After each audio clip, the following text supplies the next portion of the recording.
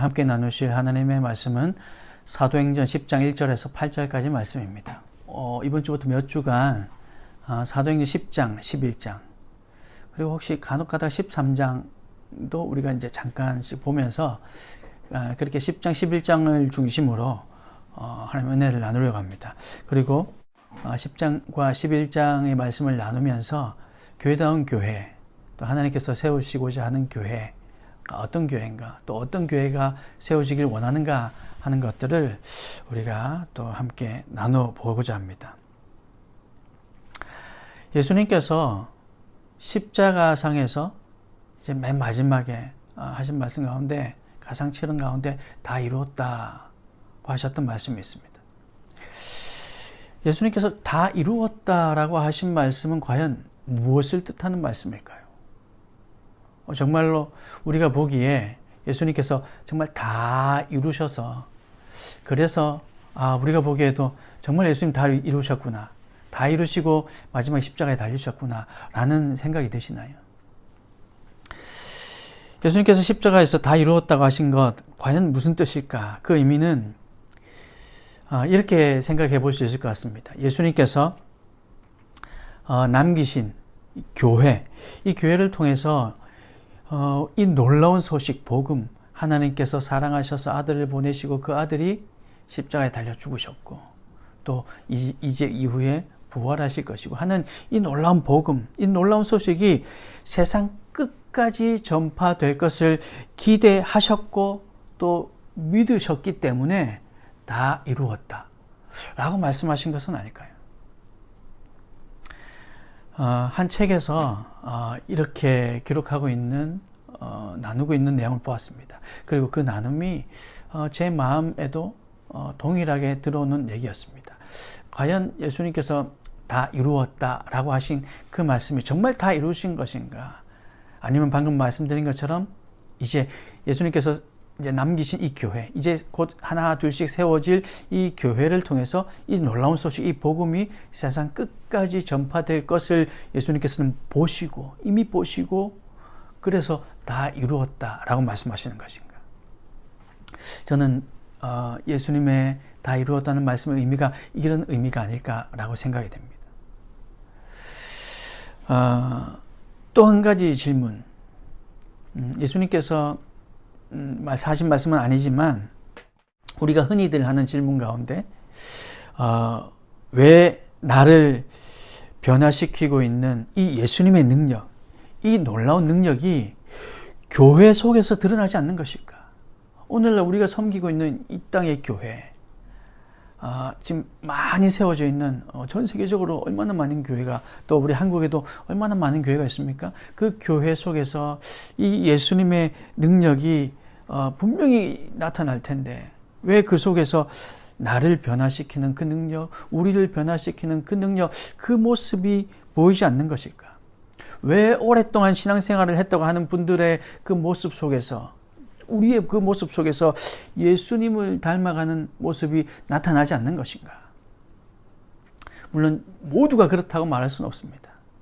그러나 왜 점점 이런 상황이 많아지고 있는가에 대해서 우리가 좀 생각해 볼 필요가 있을 것 같습니다. 이 질문에 대한 답, 왜 오늘날은 이 변화되는 능력이 잘 나타나지 않고, 왜 예수님의 능력을 우리가 다 알고 있음에도 불구하고 우리 삶에서는 잘 드러나지 않는가 하는 이 질문에 대한 답은 이제 우리가 사도행전 10장과 11장에서 초대교회의 모습을 살펴보며 하나씩 찾아보고자 합니다. 특별히 제가 조금 미리 말씀드리면, 특별히는 이 교회, 이 사도행전 10장과 11장 내용 가운데에 특별히 안디옥 교회를 중심으로 우리가 나누고 살펴보면서 이 질문에 대한 해답을 찾아보려고 합니다. 여러분들 함께 여기에 포커스를 두고 이 질문을 여러분 계속 마음속에 떠올리시면서 여러분들 함께 이 질문에 대한 대답을 찾아가 볼 수 있으면 좋겠습니다. 그러기 위해서 오늘 이 10장에서부터는 그 배경이 시작됩니다. 안디옥 교회, 물론 그 전에 예루살렘 교회가 먼저 세워졌죠. 그리고 예루살렘 교회가 세워지고 안디옥 교회가 세워지고 이렇게 초대교회가 하나하나 세워지는 데 대해서 특별히 이방인들의 교회, 이방인들을 위한 사역이 하나하나 진행되는 과정 가운데 그 배경이 되는 내용이 오늘 이 본문 내용이 아닐까 생각이 됩니다. 오늘 우리가 읽었던 이 본문 가운데 백부장 고넬료의 이야기가 나옵니다. 이 고넬료의 이야기를 통해서 하나님께서 말씀하고 계신 것이 무엇인가? 그 가운데 하나는 분명히 이것이라고 생각합니다. 하나님께서는 유대인들뿐만 아니라 하나님께서 택하셨다고 하셨던 그 아브라함의 자손뿐만 아니라 이 이방인들도 동일하게 주목하고 계셨다라는 사실을 알 수 있습니다. 아시다시피 고넬료는 이방인입니다. 그리고 지금 로마의 백부장이었습니다. 하나님께서 그에게 주목해야 할 이유, 우리가 인간적인 눈을 볼 때는 그렇게 해야 될 이유가 하나도 없습니다. 그럼에도 불구하고 하나님께서는 고넬료를 집중해 보고 계셨던 것이죠. 2절 말씀 보니까 경건하여 온 집안과 더불어 하나님을 경외하며 라고 기록되어 있는데 이 고넬료를 소개하고 있는 내용 가운데 하나입니다. 고넬료는 하나님을 경외하고 온 집안에 그 하나님을 전하는 사람이었답니다. 여러분, 고넬료는 이방인입니다. 고넬료는 처음부터 유대인이라서 예전부터 그렇게 하나님을 요즘 우리가 흔히 하는 말로 태어날 때부터 그렇게 부모님과 함께 신앙생활했던 그런 모습이 아닙니다. 그런 상이 아니었습니다. 그럼에도 불구하고 고넬료는 하나님을 경외하는 사람이었답니다. 그 증거가 또한 온 집안에 그 하나님을 전했다는 거죠. 자기만 알고 있었다면 정말 경건한 거 맞나? 라고 생각해 볼 수 있지만 그가 그 하나님을, 자기가 믿는 그 하나님을 가족들에게, 좀 더 뒤에 보면요, 가족들뿐만 아니라 자기 부하들에게까지 그 하나님을 전했다는 것은 미루어 짐작해 볼 수 있는데, 그렇다는 것은 결국 고넬료는 하나님을 진심으로 믿었다는 거죠. 그리고 구별된 사람, 경건하다라는 말은 구별된다는 말이거든요. 그래서 그는 하나님을 전하는 구별된 사람이었습니다. 아무리 가족이지만 지금 로마는 자기들이 지배하고 있는 피지배국의 신, 그러니까 유대인들을, 로마가 지금 유대인들을 지배하고 있잖아요. 이스라엘을 지배하고 점령하고 있잖아요. 그런데 그 점령하고 있는 나라, 점령당하고 있는 나라의 신, 그 신을 믿고 전하는 일, 이것은 결코 쉬운 일이 아닙니다. 대단한 결단이 필요하고, 또한 그 결단을 위해서는 반드시 믿음도 있었어야 했을 겁니다. 믿음 없는데 결단할 수 없는 거죠.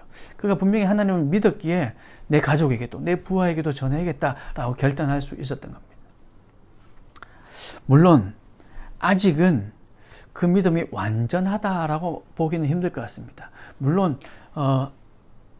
예수님을 이제 소개해야 되는데, 하나님께서 예수님을 소개하기 위해서 베드로를 청하도록 이렇게 환상을 보여주셨는데, 예수님을 모른다는 그 자체만으로도 또 무조건 불완전해라고 말할 수도 없고, 또 예수님을 안다고 해서 또 모든 게 다 끝이야 라고 말할 수는 없지만, 아무튼 지금 그가 경건한 사람이라고 얘기하고는 있지만, 주님께서 보시기에는, 하나님께서 보시기에는 이것이 다가 아니라 너는 이제 날 믿으니 예수 그리스도를 알고 내가 보낸 내 아들 예수 그리스도, 그의 십자가의 죽음과 그가 이 모든 인류를 위해서 희생하고 사랑했던 그 사랑을 알아야 된다라고 말씀하신 것 같습니다.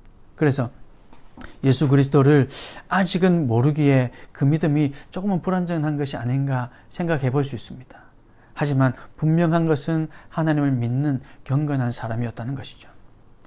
그래서 하나님께서 이 고넬료와 이 가정을 구하기 위해, 완전히 구원하기 위해, 온전히 구원하기 위해, 그래서 베드로를 정하게 하십니다.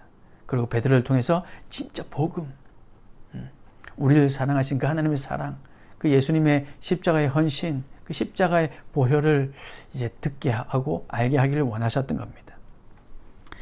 또 2절 말씀해 보니까, 2절 후반부에 보면 백성을 많이 구제하고 하나님께 항상 기도하더니 라고 기록되어 있습니다. 하나님의 이 구원, 하나님께서 우리를 구원하신 이 구원은 종교적인 열심, 그게 뭡니까? 하나님께 항상 기도하더니. 이 종교적인 열심, 그리고 도덕적인 선행, 그게 뭘까요? 백성을 많이 구제하고. 하나님의 구원, 하나님께서 우리를 구원하시는 것은 이 백부장이 보니까 이 고넬료는 백성을 많이 구제하고 하나님께 항상 기도했는데 이것만 가지고는 부족한 것이 아닌가? 지금 이렇게 우리가 생각해 볼 수 있습니다. 그래서 예수 그리스도를 알게 하기 위해서 환상으로 나타나 보이신 것이죠. 실제로 우리 삶 가운데 이런 일들이 많이 있습니다. 신앙생활 한 지 오랜 연수가 되었기 때문에, 그래서 내가 새벽기도도 다 나왔고 주일 성수뿐만 아니라 수요 예배도 금요 예배도 그리고 헌금도 그 외에 내가 정말 열심히 어떤 한 마음이 되어서 어떤 섬김도 마다하지 않고 그렇게 희생하고 헌신했기 때문에 나는 구원받을 것이다 라고 생각하는 경우가 얼마나 많이 있습니까? 물론 그런 분이라면 믿음이 있을 가능성이 많고 그런 분이라면 구원받을 수 있는 가능성이 분명히 많긴 하지만, 그러나 종교적인 열심이 있고 그리고 백성들을 그렇게 열심히 구제하는 그 선행을 많이 한다고 해서 반드시 구원받는다라고 얘기할 수는 없는 거죠.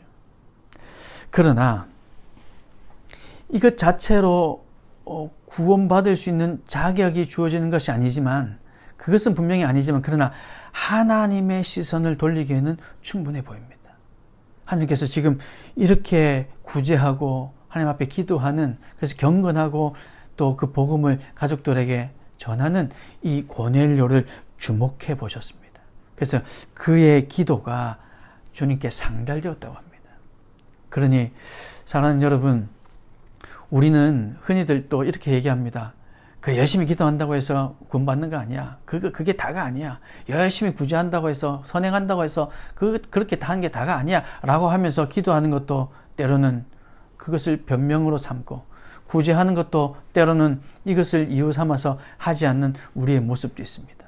그러나 분명히 하나님께서는 이런 우리의 모습을 바라보고 계십니다. 구제하는 것, 이거 경건의 모습입니다. 이건 해도 되고 안 해도 되는 것이 아니라 기도해야 되는 것과 마찬가지로, 말씀을 읽는 것과 마찬가지로 구제하는 것은 반드시 해야 됩니다. 이게 경건의 모습 가운데 하나입니다. 금식하는 거, 구제하는 거, 기도하는 거, 이건 우리의 경건의 모습 가운데 하나입니다. 그러니 이 구제하고 기도하는 모습을 통해서 하나님께서 고넬료를 높이 평가하며 보셨다는 겁니다. 우리 삶 가운데 지금도 여전히 우리 주변을 돌아보면 도와야 할 사람들이 많이 있습니다. 그리고 여전히 우리에게는 기도가 필요합니다. 그리고 말씀을 읽어야 됩니다. 이것들을 소홀히 하지 않고 꾸준히 이 고넬료처럼 항상 하나님 앞에 기도하고 말씀을 붙든다면, 그러면 하나님께서 반드시 우리를 바라보실 겁니다. 우리에게 주목하실 겁니다. 그리고 우리가 구원받기 위해 무엇이 필요한가? 우리가 구원받을 수 있는 길로 인도하시며, 또한 우리가 하나님의 영광을 드러내는 길로, 하나님 나라를 세우는 길로, 교회다운 교회를 세우는 길로 우리를 한 걸음씩 인도하실 겁니다. 이렇게 고넬료를 하나님께 주목해 보셨습니다. 그리고 7절, 8절 말씀에 보니까 고넬료가 집안 하인 둘과 부하 가운데 경건한 사람 하나를 불러 이 일을 다 이루고 요바로 보내니라, 이렇게 기록하고 있습니다. 고넬료가 집안 하인 둘, 그리고 또 한 사람은 부하 가운데 경건한 사람 하나. 이 경건하다는 것은 고넬료를 지칭할 때도 경건하다고 했어요. 그러면 고넬료가 이미 하나님을 믿는 것처럼 이 부하도 이미 하나님을 믿고 있다고 우리가 볼 수 있습니다. 고넬료의 부하 가운데는 이미 경건한 사람이 있다는 거죠. 이미 하나님을 알고 있다는 겁니다.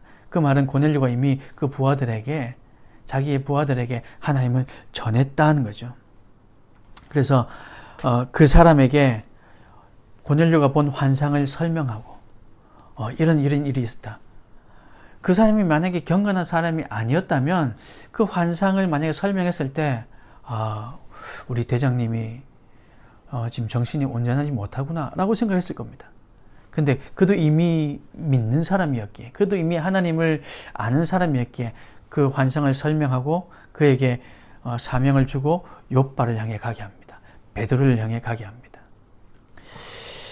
이 고넬료가 이 경건한 부하에게 이 일을 맡겼다는 것은 분명히 성경에도 지금 경건한 사람이라고 얘기하고 있는 것처럼 그가 하나님을 아는 사람이었고, 또한 미루어 짐작컨대 성실하고 믿음직한 사람임에 분명했을 겁니다. 분명히 고넬료가 보기에 저 사람이 하나님을 아는구나 라고 생각은 했지만, 그러나 믿음직하지 않고 그러나 성실하지 않았다면 그에게 그 임무를 맡길 수가 없었을 겁니다. 만약에 가다가 혹 자기가 스스로 로마의 이 고넬료의 지금 이 상황에 대해서 고발을 할 수도 있었을 것이고, 만약에 스스로 하지 않았다 할지라도 혹 어떤 일로, 예상치 못한 어떤 일로 인해서 자기의 공경을 면하고자 그렇게 주인을 공경에 빠뜨리는 그런 고발을 어쩌면 본의 아니게 할 수도 있었을 텐데, 그 모든 것들을 감수하고 고넬료가 지금 이 경건한 부하 한 사람에게 이 임무를 맡겨서 보냈다는 거죠. 그렇다면 이 경건한 사람은 분명히 성실하고 분명히 믿음직한 사람이다. 고넬료가 볼 때 분명히 그런 사람이다 라고 생각해 볼 수 있습니다. 그래서 여기서 우리가 한 가지 또 나누고 싶은 것은, 믿는 사람, 경건한 사람이라면 우리 가운데 이런 이 부하와 같은 성실한 모습이 있어야 된다. 그리고 또 믿음을 줄 수 있는, 물론 내가 하나님을 믿지만 또 하나님도 예수님도 우리를 믿을 수 있는 그런 믿음직한 사람이 되어야 할 줄로 믿습니다. 오늘 저와 여러분이 그리스도인이라고 지칭받는 사람들이라면 지금 이 시간부터라도 또 앞으로 우리가 살아가는 많은 날 동안 우리는 성실한 사람으로, 그리고 믿음직한 사람으로, 그리고 하나님을 경외하는 사람으로 그렇게 살아갈 수 있기를 주님의 이름으로 축복합니다. 여기까지가 오늘 우리 읽었던 본문의 내용입니다. 분명히 하나님께서 이 고넬료에게 환상을 통해서 베드로를 청할 수 있는 그 대목, 그런 상황을 만들어 주셨습니다. 왜 하나님께서 이 이방인 고넬료에게 주목하셨을까? 여기서부터, 물론 이 훨씬 이전부터도 또 구약에서도 이방인들에게 하나님께서 나타나시고 그 이방인들을 품는 하나님을 우리가 분명히 알고 있었지만, 지금 유대인들은 유대인들에게만 복음을 전해야 된다고. 스데반 집사님의 순교로 인해서 많은 사람들이 지금 여러 곳에 아주 넓게 지금 퍼져나갔는데, 그로 인해서 많은 지역에 복음이 들어가게 된 것은 맞습니다. 그러나 많은 지역에 가기는 했지만 많은 지역에 있는 유대인들에게만 아직까지는 복음을 전하는 상황이었던 거죠.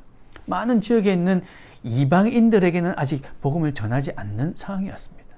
그런 가운데 이 고넬료의 이 환상, 이 고넬료의 이 이야기는 이 베드로로 하여금 이방인들에게도 복음이 전해지고 그들에게도 성령이 임한다는 것을 알게 하는 놀라운 계기가 될 뿐만 아니라, 많은 사도들에게도 이 얘기가 전해지며 그들도 이방인에게도 복음이 전해져야 되는구나를 알게 되고, 그로 인해서 이제 제가 서두에 말씀드렸던 것처럼 안디옥 교회도 세워지게 되고, 그리고 그 안디옥 교회에서 드디어 그리스도인이라는 칭호가 나타나기 시작하는 겁니다. 오늘 이 고넬료의 삶을 우리가 돌아보면서 그리스도인, 이방인이었던 이 고넬료의 모습을 보면서 우리의 모습을 한번 돌아보고, 고넬료처럼 우리보다도 더 하나님 앞에 경건한 모습으로 또 구제하며 기도하며 말씀 붙드는 그 모습으로 나아가는 고넬료를 본받아 쫓아가겠노라, 그렇게 결심하는, 결단하는 저와 여러분 되시길 간절히 소망하며, 또한 그 고넬료의 부하와 같이 그런 성실한 사람, 믿음직한 사람으로 살아가겠노라, 그렇게 또한 결심하는 저와 여러분 될 수 있길 바랍니다. 그러니까 아울러서 이제 이것을 시작으로 인해서 이 로마에, 그리고 이방인들에게 복음이 어떻게 전해져 가며, 그리고 어떻게 하나님의 교회가 아름답게 세워져 가는지, 그것을 하나 한 걸음 한 걸음 지켜보는 시간 될 수 있길 바랍니다. 그래서 여러분, 하나님께서 바라보는 것, 하나님께서 이방인을 바라보고 있다면 우리도 바라보아야죠.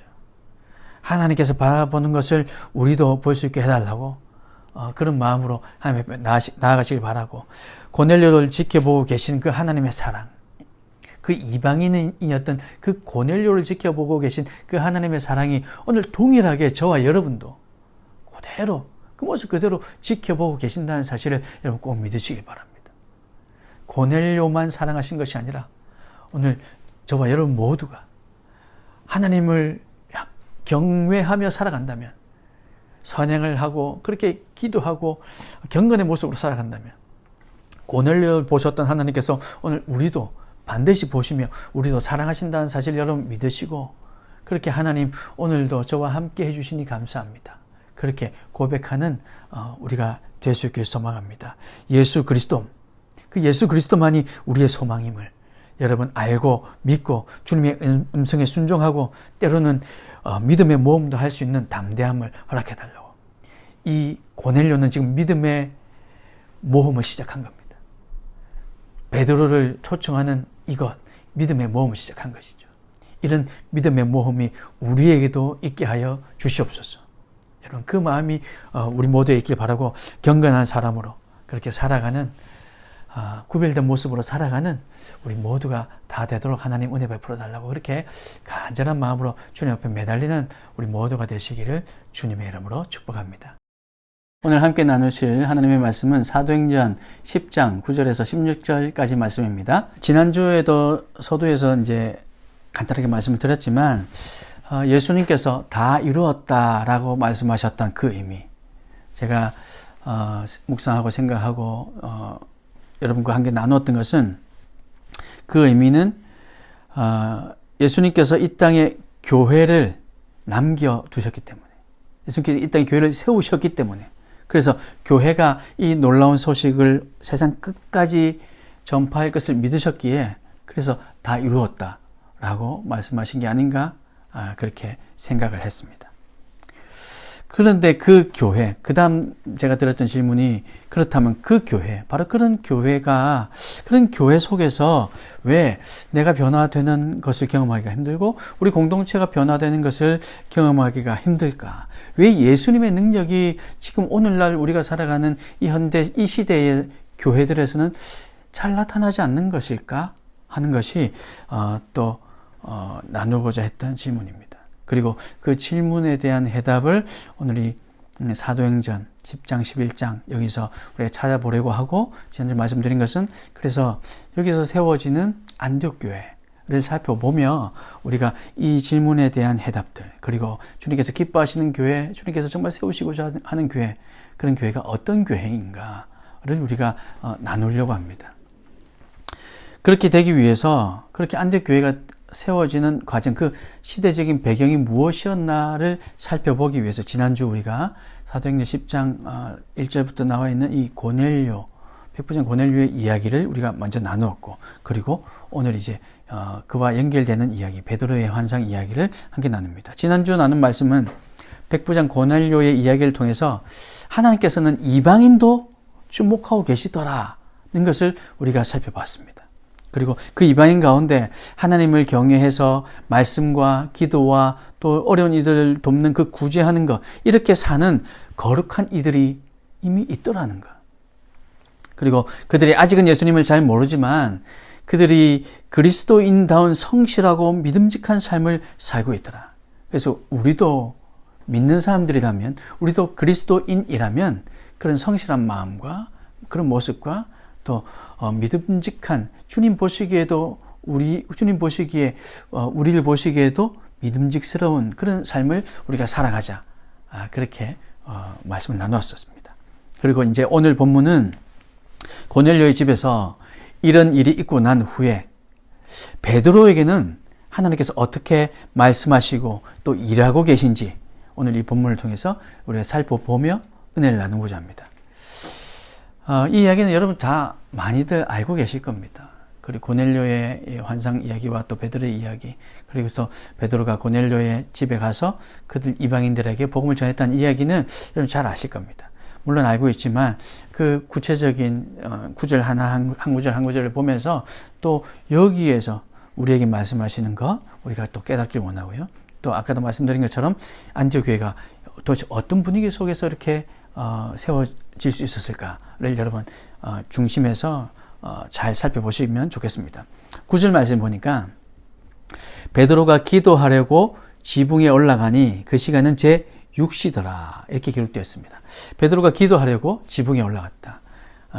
당시 이제 기도할 수 있는 곳이 유대인들이 사는 그때 문화상에서는 이 지붕에 또 옥상, 요즘 말로 하면 옥상에 그런 기도처들, 그리고 거기에서 조용하게 또 그렇게 할 수 있는 공간들이 대부분 준비되어 있었고 있었다는 기록들이 있고, 그래서 베드로도 아침, 점심, 저녁 이렇게 하루에 3번 하나님 앞에 정기적으로 기도하는 시간, 그 가운데 제6시, 오늘날 시간으로 하자면 정오였습니다. 지난 본문에서는 고넬료를 소개할 때 이렇게 소개합니다. 2절 말씀에 보면 하나님께 항상 기도하더니 라는 문구를 가지고 고넬료라는 이 사람을 소개했습니다. 그리고 오늘도 일단 베드로를 얘기하는데 베드로를 마치 소개하고 있는 듯한 이 9절 말씀에 보니까 베드로가 기도하려고 지붕에 올라가니 라고 얘기하고 있다는 거죠. 역시 베드로도 기도하는 사람이었다는 것을 강조하고 있습니다. 제가 애초에 이 유튜브로 여러분들과 이렇게 말씀을 나누기 시작한 가장 처음에 이 베드로, 예수님께서 베드로와 이 네 명의 제자를 부르시는 그 장면을 나눌 때에도 이 베드로는 기도하는 사람이었고 하나님과 소통하는 사람이었다는 것을 말씀드린 적이 있습니다. 그래서 베드로가 한 이 기도, 헬라어 단어로 프로시코마이라고 하는 이 기도가 여기에 기록되어 있었다라는 것도 말씀드렸습니다. 바로 그때 제가 말씀드렸던 그 기도, 지금 베드로가 그 기도를 하기 위해 올라가는 중이었고 베드로도 역시 기도하는 사람이었다는 것을 지금 강조해서 누가가 기록하고 있습니다. 왜 이렇게 기도하는 사람이었다는 것을 고넬료에게도, 그 이방인이었는데도 불구하고 고넬료에게도 그렇게 소개하고 또 베드로도 그렇게 소개할까? 기도하는 사람이기 때문에 지금 장소는 다르지만 또 서로 다른 직업을 가지고 있지만 그것도 유대인과 이방인이라고 하는 아주 정말로 서로 정말 극적으로 완전 적대시하는 이런 사람들 사이에 일어난 일, 이 이방인 고넬료와 유대인 베드로 사이에 일어났던 이 일이 이 두 사람이 기도하는 사람이었기 때문에 이것이 하나님의 음성이 분명하다는 것을 말하기 위함이 아닐까 생각이 됩니다. 그들은 문화도 환경도 다 달랐고 서로가 아주 적대시하는 그런 사람들이었지만 그러나 공통점은 하나님을 믿었고 기도했다는 거죠. 그래서 이들이 기도하는 가운데 하나님의 뜻을 말씀해 주셨고 그들이 받았던 그 하나님의 뜻을 서로가 만나서 얘기해 보니까 이것은 하나님의 뜻이 분명하구나. 네가 비록 유대인이지만, 네가 비록 이방인이지만 우리가 얘기해 보니까 이거 분명히 하나님의 뜻이구나 하는 것을 알 수 있게 된 거죠. 그것을 강조하기 위해서 베드로도 고넬료도 기도하는 사람이었다라고 얘기하고 있는 것 같습니다. 우리는 많은 경우에 기도하며 하나님의 응답을 기대합니다. 여러분, 어렵고 힘든 일이 있을 때, 물론 때로는 또 기쁜 일이 있을 때, 그리고 분명히 우리가 해결하기 어려운, 힘든, 아니면 당면에 있는 어떤 문제든 그것을 위해서 우리가 기도합니다. 그리고 기도하며 하나님의 응답을 기대합니다. 그러나 하나님의 그 응답을 확신하는 경우는 사실 그리 많지 않은 것 같습니다. 이거 분명히 하나님의 뜻이야 라고 얘기하는 사람들, 오히려 너무 그렇게 확신하면 저 사람 이단 아닌가? 저 사람 정말 믿어도 되는가? 라는 의심이 들 정도로 요즘 우리가 살아가는 이 상황 가운데, 이 세상 가운데에는 하나님의 응답을 확신하는 것, 이게 사실은 쉽지 않은 일인 것 같습니다. 그 이유는 우리가 신앙의 경험이 부족하기도 하고 또 영적으로 사실 많이 둔해져 있기 때문이기도 합니다. 이런 상황에 우리가 살고 있기 때문에 우리는 영적으로 민감하고 또 기도를 많이 한다고 하는 그 누군가를 의지하게 됩니다. 여러분이 섬기고 있는 교회의 어느 장로님 혹은 어느 권사님, 어느 집사님이 혹은 어느 목사님이 정말로 기도 많이 하시더라, 정말로 영성이 대단하시더라, 뭐 이런 얘기가 있으면 그분께 달려갑니다. 그리고 기도 부탁을 하죠. 그리고 때로는 기도 부탁뿐만 아니라 내가 하나님의 음성을 잘 모르니까 그러니 기도 제목을 부탁드리며 답이 뭔지 묻기도 합니다. 나는 하나님의 음성을 잘 못 들으니까 평소에 하나님과 교통한다고 하는 사람, 늘 기도하고 말씀에 녹아있는 사람이라고 생각되는, 적어도 내가 그렇게 믿어지는 어떤 사람을 향해서 그분에게 기도 부탁을 하기도 하고 뭔가 결정하기 위해 묻기도 합니다. 그런데 어쩌면 이러한 우리들의 이 행위, 물론 이거 잘못된 것은 아니지만 믿음이 우리가 부족하고 이제 믿기 시작한 지가 이제 얼마 되지 않았을 때는 분명 이런 게 많이 도움이 되고 이렇게 해야 되기도 하지만, 그러나 계속되던 반복되는 우리의 이런 행동이라면 어쩌면 우리의 이 행위는 미신적이고 주술적인 것은 아닌지 우리는 생각해 볼 필요가 있습니다. 샤머니즘의 문화가 발달한 우리나라에서는 좀 더욱더 그런 것 같습니다. 현대 문명이 아무리 발달해도, 아니면 오히려 현대 문명이 발달하면 발달할수록 더욱더 영험한 어떤 사람, 신통력이 있는 사람, 그런 사람들을 찾게 되는 게 우리 현실인 것 같습니다. 이런 현상이 나타나는 이유는 안타깝지만, 제가 말씀드리기 정말 안타깝지만 기도하지 않기 때문입니다. 그리고 하나님을 진심으로, 저 마음속 깊이에서부터, 저 우리 삶의 밑바닥에서부터 진심으로 믿지 않기 때문이죠. 하나님을 난 정말 믿는데, 그런데 내가 요즘 너무 바빠서 기도하지 못한다. 물론 그럴 수 있습니다. 그러나 그 기간이 자꾸만 길어진다면 그것은 사실이 아닐 겁니다. 사실은 뭐냐면 하나님을 진심으로 믿지 않기 때문에 기도를 해야 되는 건 알지만 일단 이거부터 좀 하고, 기도해야 되는 거 알지만 일단 여기 부탁을 좀 하고 라고가 되는 것이죠. 그러나 정말 하나님께서 하신다, 하나님 아니면 안 된다라고 믿는 사람은 일단 기도하고 움직입니다. 그리고 움직인 이후에라도, 혹 내가 먼저 기도하지 못했다 할지라도 다시 하나님 앞에 무릎 꿇고 기도합니다. 그러지 않을 수 없죠. 성경에서 우리가 읽은 것처럼 아브라함에게 말씀하셨던 하나님, 그 하나님께서 우리에게도 그렇게 말씀하셨으면 좋겠는데, 또 사무엘을 부르시는 그 하나님, 그 어린 나이에 있던 아직 하나님의 음성이 뭔지 신앙이 뭔지를 잘 모르는 그 사무엘을 부르시는 그 하나님, 사무엘아 사무엘아 하셨던 그 하나님의 음성이 내 귀에도 들렸으면 좋겠는데, 또 다윗이 기도하면, 다윗이 하나님 내가 싸우러 갈까요? 치러 갈까요? 블레셋을 칠까요? 라고 그렇게 기도할 때마다 하나님께서 우림과 둠밈으로 그렇게 말씀하셨던 것, 적어도 이런 체험이 나에게 있었으면 하고 생각하는 게 우리 삶이 아닐까 생각이 됩니다. 바울에게 나타나셨던 주님, 나에게도 좀 그렇게 나타나셔서, 그렇게 바울이 눈이 멀었잖아요. 눈이 멀게 하셨잖아요. 내 눈을 멀게 하셔도 괜찮으니까 그렇게 좀 극적으로 나를 만나 주시면 얼마나 좋을까, 그렇게 명확하게 말씀하시면 좋겠는데, 이런 생각을 혹시 하진 않으셨습니까? 우리는 이런 경험을 하지 못해서 과연 하나님이 계신 것인지, 나에게 믿음이 있는 것인지 의심하며 살아갑니다.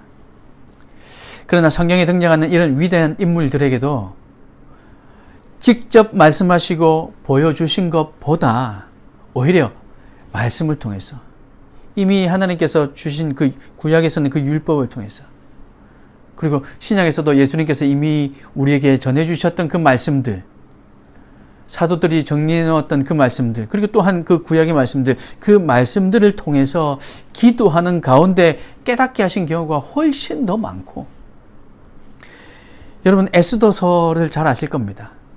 모르드게와 그 에스더가 그 하만의 계략을 이겨내는 그 에스더서에는 보면요, 하나님이라는 단어가 단 한 번도 기록되어 있지 않습니다. 그럼에도 불구하고 하나님이라는 단어가 단 한 번 등장하지 않아도 유대인을 이 구원하시며 역사를 이끌어 가시는 분은 오직 여호와 하나님이라는 것을 의심하지 않는 것처럼, 확고하게 믿는 것처럼, 오늘날을 살아가는 우리에게도 직접 말씀하시지 않지만 성령 하나님께서 말씀을 통해서, 때로는 이런 설교를 통해서, 또 기도를 통해서, 우리 주변의 사람들을 통해서, 환경을 통해서 말씀하시는 것을 우리는 깨닫고 믿어야 합니다. 그렇게 된다면 그 믿음이 우리 가운데 자라나기 시작하고 있다면 하나님의 뜻, 하나님의 의도, 하나님의 생각을 확실히 알게 될 것입니다. 말씀을 통해, 기도를 통해, 즉 하나님과의 교통함과 하나님과의 그 친밀한 교제를 통해서 알 수밖에 없게 된다는 거죠. 모를 수 없다는 겁니다. 베드로와 고넬료는 완전히 다른 직업, 다른 배경, 전혀 다른 삶의 환경이었지만 하나님을 경외하고 하나님께 기도하는 사람이었기에 동일한 하나님의 음성을 들을 수 있었고, 서로 간의 간증을 들으며 서로 간에 그간에 있었던 얘기를 들으며 이거 하나님의 인도하심이 분명하구나 라고 확신할 수 있었던 겁니다. 만약 그들이 기도하는 사람들이 아니었다면 이방인인 고넬료와 베드로가 말도 섞지 않았을 것이고, 만에 하나 그 얘기를 들었다 할지라도 저 사람이 저걸 어떻게 들었을까 의심했을 겁니다. 믿지 않았을 겁니다. 여러분, 그러므로 우리는 말씀을 붙들며 기도를 통해서 하나님과 친밀한 교제를 갈망해야 될 줄로 믿습니다. 여러분, 그런 사람, 그런 신앙인이 되시기를 간절히 소망합니다. 그렇게 하나님을 간절히 갈망하며 하나님 말씀 알기를 소망하며 그렇게 기도하는 것을 실천하는 저와 여러분이 되셔서, 또한 이로 인해서 하나님의 음성을 분명히 분별하고 그 하나님께서 말씀하시는 대로 믿음으로 살아내는 저와 여러분이 다 되시기를 주님의 이름으로 축복합니다. 또 한 가지, 11절 말씀을 우리 한번 볼까요? 11절 말씀을 보면 하늘이 열리며 라고 기록되었습니다. 11절 말씀에 뭐라고 기록되었습니까? 하늘이 열리며 한 그릇이 내려오는 것을 보니 큰 보자기 같고 내 귀를 메어 땅에 들이었더라. 그런데 그 맨 앞에 서두에 기록되어 있는 하늘이 열리며, 지금 이 하늘이 열리며라는 이 말은요, 문법적으로 볼 때는 베드로가 지금 마침 하늘을 봤는데 그때 하늘이 슬쩍 이렇게 열리고 있는 것을 보았다는 뜻이 아니라, 문법적으로는 이미 활짝 열려 있는 하늘을 보았다는 말입니다. 뭐가 크게 차이가 있을까? 큰 차이가 없을 수도 있습니다. 그런데 베드로 입장에서 한번 여러분 생각해 보세요. 여러분, 깜깜한 밤, 요즘은 이 도심에는 불빛 때문에 많이 환하지만 시골이나 혹은 불빛이 거의 없는 곳에서 깜깜한 밤하늘, 맑게 개어있는 깜깜한 밤하늘에 무심코 고개를 들어서 하늘을 쳐다보면요, 그 수많은 별들이 눈에 확 들어오는 순간 깜짝 놀라는 것을 경험하게 됩니다. 저는 그런 적이 있습니다. 군대 생활을 하다가 너무 힘들어서 야간에 근무를 하고 훈련을 하다가 저도 모르게 하늘을 보았는데, 하늘에 그 별이 정말 쏟아지듯 내리고 있는 그 별들을 봤을 때 정말 깜짝 놀라는 경험을 했었습니다. 그것과는 좀 다르겠지만 마치 베드로도 무심코 혹은 뭔가 이 환상 가운데 분명히 고개를 들어서 하늘을 보았는데 하늘이 열려 있더라는 겁니다. 이 하늘이 열려 있다는 것은 과연 어떤 모습일까요? 물론 정확하게 알 수 없습니다. 저 천국이 보였다는 말인지, 저 천국에 보좌에 계신 예수님을 보였다는 말인지, 그냥 하늘이 열려서 우리가 알던 그 색깔이 아니었다는 건지 정확하게 알 수는 없지만 이미 활짝 열려있는 하늘을 보았습니다. 베드로는 그것이 눈에 들어오자마자 아마 깜짝 놀랐을 겁니다. 그렇게 깜짝 놀라 있는 상황 가운데 하늘에서 보자기가 하나 내려오는 거예요. 그릇 같은 게 하나 내려오는 겁니다. 그래서 그 안에 무엇이 들었나 살펴보니까 네 발 가진 짐승, 기는 것, 나는 것들이 거기에 있더랍니다. 근데 나중에 보면 알겠지만 그때는 다 부정한 짐승들, 이 구약시대에 규정하기를 부정한 짐승들이라고 했던 그런 짐승들이 있었습니다. 하늘이 열려있는 것만 봐도 깜짝 놀랐을 텐데 거기서 무언가 내려오고 그 안에 뭐가 들었나 보니까 그런 부정한 짐승들 본 베드로 마음이 이제는 놀라움을 넘어서서 무섭고 두려웠지 않았을까 생각이 됩니다. 그리고 13절을 보십시오. 13절에 보면 또 소리가 있으되 베드로야 일어나 잡아 먹어라 말씀합니다. 지금 여기까지도 이미 깜짝 놀라고 무섭고 두려운 마음이 들고 있는 베드로에게 이제는 소리까지 들립니다. 물론 베드로가 이 하나님의 소리, 하늘에서 나는 소리를 처음 들은 것은 아닙니다. 그가 변화산에서도 경험했죠. 그래서 어쩌면 처음이 아니라 큰 부담이 안 됐을 수도 있지만 지금 베드로의 심령은 이미 무서움과 두려움이 엄습해 있는 그런 심령 가운데 소리가 나서 뭔가 소리가 나는 것만으로도 이미 또 두려움이 더해졌을 거고 그런데 그 소리는 다름이 아니라 베드로야, 그 부정한 짐승들, 베드로 보기에 분명히 부정한 짐승들이었는데 그것을 잡아 먹으라고 하는 겁니다. 그런데 지금 베드로의 상태는 무섭고 두려운 가운데 있기도 했지만 또 어떤 상태냐면 10절에 보면 그가 시장하여 먹고자 하매라고 되어 있어요. 베드로가 지금 배가 고픈 상태입니다. 이 베드로가 지금 배가 고픈 상태를 하나님께서 잘 또 활용해서 배고픈 상태를 하나님께서 이렇게 다 합력해서 그래서 베드로가 지금 하나님께서 하시는 이 메시지를 더욱더 잘 알 수 있게 하기 위한 게 아닐까 생각되는데 아무튼 지금 베드로 지금 배가 고픈 상황이에요. 배고픈 상황에서 시장한 상황에서 주님께서 먹으라 하시니 그럼 저걸 먹어야 되나 생각도 했을 겁니다. 배고픈 베드로는 먹고 싶은 마음도 들었겠지만 그 짐승들은 율법에 부정한 짐승들이라고 규정되어 있는 즉 먹어서 안 되는 짐승들이었기 때문에 배고픈 마음을 참고 14절 말씀에 기록된 대로 주여 그럴 수 없나이다.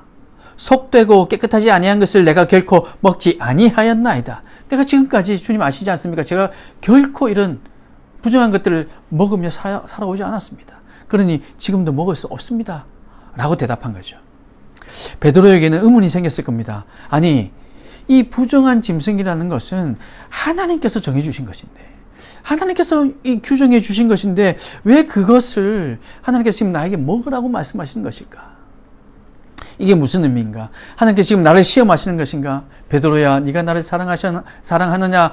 예수님께서 그렇게 3번 물으셨던 것처럼, 아니, 하나님 또 나를 시험하시는 것인가? 어쩜 이런 생각도 들지 않았을까? 진짜 먹어도 되는가? 별의별 생각이 다 들었을 겁니다. 그래서 그 음성이 하나님 혹은 하나님을 대리한 사자의 음성이라 생각이 되면서도 불순종하며 그럴 수 없나이다 라고 얘기합니다. 14절에 주여라고 얘기하잖아요, 베드로가. 그렇다면 그게 적어도 하나님이거나 천사거나 어쨌든 하나님의 음성을 전하는 누군가. 그래서 그 내용은 분명히 하나님께서 말씀하신 내용이라고 그가 믿었는데 그랬다면 순종해야죠. 예, 알겠습니다 해야 되는데 그냥 불순종합니다. 그럴 수 없나이다 라고 얘기합니다. 얼마나 베드로 입장에서 대답하기 힘든 얘기였을 거예요. 그러자 다시 음성이 들리는데 15절 말씀해 보니까 두 번째 소리가 있으되 하나님께서 깨끗하게 하신 것을 네가 속되다 하지 말라. 이렇게 말씀합니다. 여러분 자세히 보세요. 두 번째 소리가 있으되 하나님께서 깨끗하게 하신 것을 옛날에 깨끗하다고 얘기했던 것이 아니고 이제 하나님께서 깨끗하게 하신 것을 이라고 얘기합니다. 그 음성은 말씀하시기를 하나님께서 깨끗하게 하신 것이라고 얘기하는 거죠. 과거에는 그 짐승을 부정한 것으로 규정했지만 이제는 하나님께서 그 부정했던 그 짐승들을 깨끗게 하셨다라고 말씀하십니다. 이미 깨끗해진 것이다 라고 얘기하는 거죠. 그러니 먹으라 라고 얘기하는 겁니다. 여러분 한번 생각해 보십시오. 여러분 알기에도 언제 하나님께서 그 부정한 짐승들, 과거에는 분명히 부정하니 먹지 말라고 하셨던 그 짐승들을 하나님께서 언제 깨끗하다고 하셨습니까? 언제 깨끗게 만들어 주셨을까요? 하나님께서 언제 이렇게 하셨을까? 여러분 그 해답은 예수님께 있습니다. 예수님께서 십자가에 달려 죽으시고 부활하신 사건으로 인해서 모든 의식적인 법규들이 이제 해제되었습니다. 그리고 사실 또 예수님께서 마가복음 7장 19절 말씀에서 이는 마음으로 들어가지 아니하고 배로 들어가 뒤로 나감이라 이러므로 모든 음식물을 깨끗하다 하시니라. 이미 예수님께서 깨끗하다고 선언하셨습니다. 그리고 예수님께서 십자가에 달리셨던 일, 그리고 부활하셨던 이 일로 인해서 이미 모든 의식적인 법규들이 해제된 거죠. 이것이 골로새서 2장 14절에서 16절 말씀에 기록되어 있습니다. 2장 14절 말씀에 우리를 거스르고 불리하게 하는 법조문으로 쓴 증서를 지우시고 제하여 버리사 십자가에 못 박으시고 15절 통치자들과 권세들을 무력화하여 드러내어 구경거리로 삼으시고 십자가로 그들을 이기셨느니라. 그리고 16절, 그러므로 먹고 마시는 것과 절기나 초하루나 안식일을 이유로 누구든지 너희를 비판하지 못하게 하라. 예수님께서 이미 선언하셨고 예수님께서 또 십자가에 달려 죽으시고 부활하신 이 사건이 바로 이미 이 짐승들을 다 깨끗하다, 모든 음식이 깨끗하다고 선언해 주셨습니다. 베드로가 알고 있던 부정한 짐승들은 사실 이제는 부정한 짐승들이 아니었던 거죠. 이미 하나님께서 깨끗하게 하신 짐승들이었습니다. 그러니 먹으라고 하셨던 거죠. 이 사건을 가지고 혹 우리가 이렇게 오해해서는 안 됩니다. 왜 하나님께서 분명히 먹지 말라고 규정하신 것들, 갑자기 이제는 그 깨끗하고 하다고 하시면서 그걸 먹으라고 하시는가? 이걸 생각하면서 과거에 제가 듣기로 어떤 분은 왜 하나님께서 우리를 죄 가운데 가게 하시는가라는 얘기를 하는 것도 들은 적이 있습니다. 우리 하나님 결코 그렇지 않습니다. 부정한 것을 먹으라고 하신 것이 아니라 이미 하나님께 깨끗하게 하신 것을 먹으라고 하신 거죠. 결코 하나님은 우리를 죄에 빠뜨리시는 법이 없습니다. 우리가 보기에는 이거 아닌 것 같은데, 지금 베드로가 보기에는 이거 아닌 것 같은데 하나님 나에게 왜 이러시지? 라고 생각했을 수 있지만 결코 하나님은 그런 하나님이 아니시라는 거죠. 베드로가 알고 있던 부정한 짐승들, 이제는 더 이상 부정한 짐승들이 아니었습니다. 이미 하나님께 깨끗하게 하셨고 그래서 먹으라고 하셨습니다. 아직도 율법과 관습에 사로잡혀 있던 베드로를 배고픔과 또 부정하다고 알고 있던 이 짐승들을 사용하셔서 하나님께서 깨닫게 하시고 십자가의 사랑을 다시 기억하게 하시고 예수님의 말씀을 기억하게 하신 겁니다. 베드로는 분명히 예수님께서 모든 음식이 깨끗하게 하신 말씀을 들었고 기억이 났을 겁니다. 그리고 베드로는 고넬료가 보냈던 사람들을 만나며 이 환상이 단지 음식을 말씀하시는 것이 아니었구나 하는 것. 하나님께서 보여주신 이 환상이 사실은 이방인을 향한 하나님의 마음, 이제 이방인을 향해서 우리가 나아가야 한다는 것을 알라고 하신 것이구나 하는 것을 베드로가 분명히 깨달았을 겁니다. 그럼 16절 말씀해 보세요. 이런 일이 3번 있은 후 그 그릇이 곧 하늘로 올려져 가니라. 이방인을 향한 하나님의 뜻이 이제 확고하다는 것을 그는 알았습니다. 3번이나 보았거든요. 성경에서 보통 3은 완전함을 의미합니다. 확실하다는 겁니다. 확정되었다는 거죠. 이제 이방인은 앞으로 좀 정결해질 수도 있어, 깨끗해질 수도 있어가 아니라 확고하게 확정하신 겁니다. 그들도 깨끗하다고 말이죠. 이방인에게도 복음이 전해져야 한다는 사실은 더 이상 의문을 품을 필요가 없는 아주 분명하고도 명확한 하나님의 뜻이다라는 것을 이 3번 연속으로 이 일이 일어나게 하심으로, 이 환상을 보이게 하심으로 확정해 주신 겁니다. 사랑하는 여러분, 우리에게도 베드로와 같은 편견이 분명히 있을 겁니다. 하나님의 뜻을 완전히 깨닫지 못한 채 자신의 행동이 분명히 내가 하는 이 행동은 의로운 행동이고요, 내가 하는 이 행동은 옳은 행동이다, 그렇게 착각할 때가 분명히 있을 겁니다. 그래서 우리는 영적으로 민감해야 하고 우리의 생각, 우리의 지식, 우리의 경험이 아니라 하나님의 말씀을 의지해야 하는 것입니다. 여러분, 그냥 성경 읽으라고 하는 것이 아니라, 그냥 말씀을 들어야 된다, 그냥 예배해야 된다고 말씀하는 것이 아니라 우리 속에 그 하나님의 말씀이 녹아 있어야 우리의 지식이, 우리의 경험이, 우리의 생각이 하나님을 넘어서지 않는 것입니다. 언제나 내 생각은 틀릴 수 있기에 하나님을 의지하고 말씀에 비추어 보아야 한다는 사실을 여러분 꼭 기억하시기 바랍니다. 하나님께서 기뻐하시는 교회는 이런 사람들이 모여있는 교회, 정말 하나님께서 말씀하시는 교회다운 교회는 이런 교회가 되어야 합니다. 편견을 깨는 교회, 고정관념을 깨어버리는 교회, 그래서 그 고정관념을 깨고 누구에게나 복음을 전하는 교회, 누구에게나 하나님의 은사가 임한다는 것을 인정하는 교회, 누구나 하나님의 말씀을 듣고 해석하고 이해하고 묵상하고 은혜를 경험할 수 있다는 것을 믿는 교회, 이런 교회가 하나님께서 기뻐하시는 교회며 교회단 교회인 줄 여러분 믿으시길 바랍니다. 마지막으로 여러분 다시 맨 앞 9절 말씀으로 한번 돌아가 보세요. 9절 말씀을 다시 한번 보겠습니다. 9절 말씀에 보면 이튿날 그들이 길을 가다가 그 성에 가까이 갔을 그때에 라고 기록하고 있죠. 여기 그때에 한 번 더 우리가 주목했으면 좋겠습니다. 이 그때가 언제입니까? 이튿날, 이 이튿날은 언제입니까?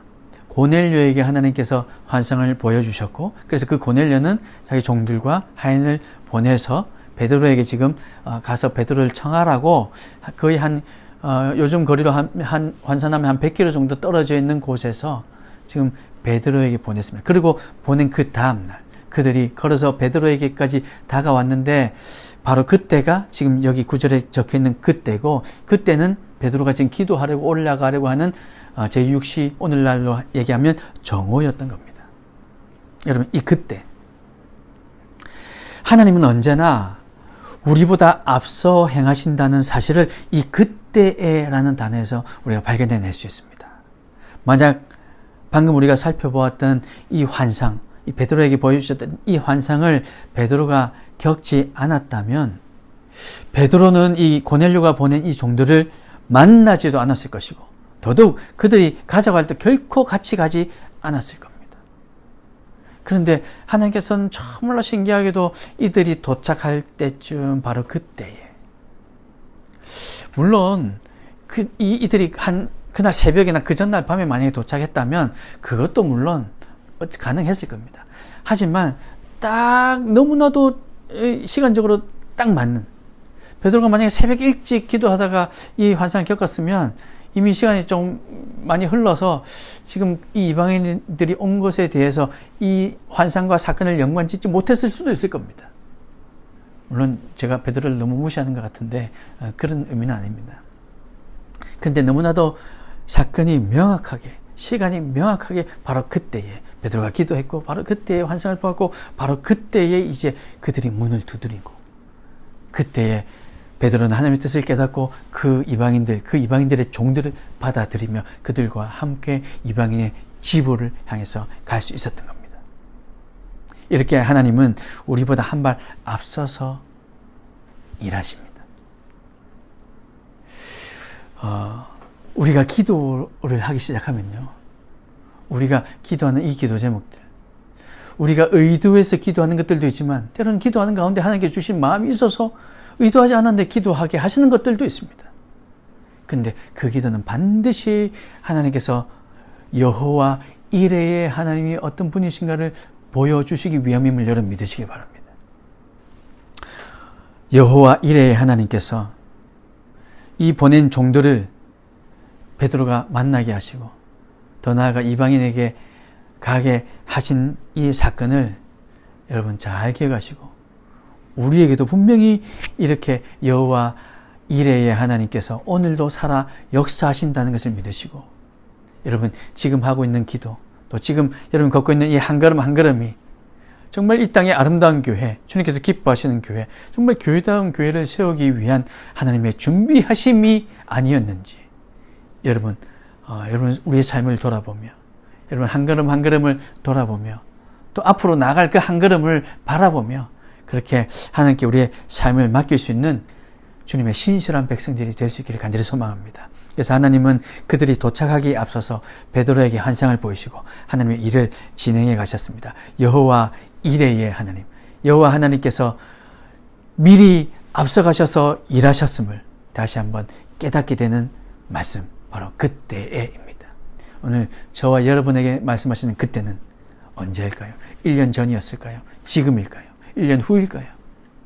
오늘 우리 삶 가운데도 바로 이런 그때에라는 시간이 분명히 다가오고 있고 앞으로 올 것이고 이전에도 있었다는 걸 여러분 기억하시며, 하나님께서 준비하시는 것들, 하나님께서 우리에게 말씀하시는 것들을 한 걸음 한 걸음 순종하며 나아가서 바로 그때를 깨달으며 그때를 위해 준비되는 저와 여러분, 우리 심령이 다 될 수 있기를 주님의 이름으로 축복합니다. 우리 같이 한번 합심하여 기도했으면 좋겠습니다.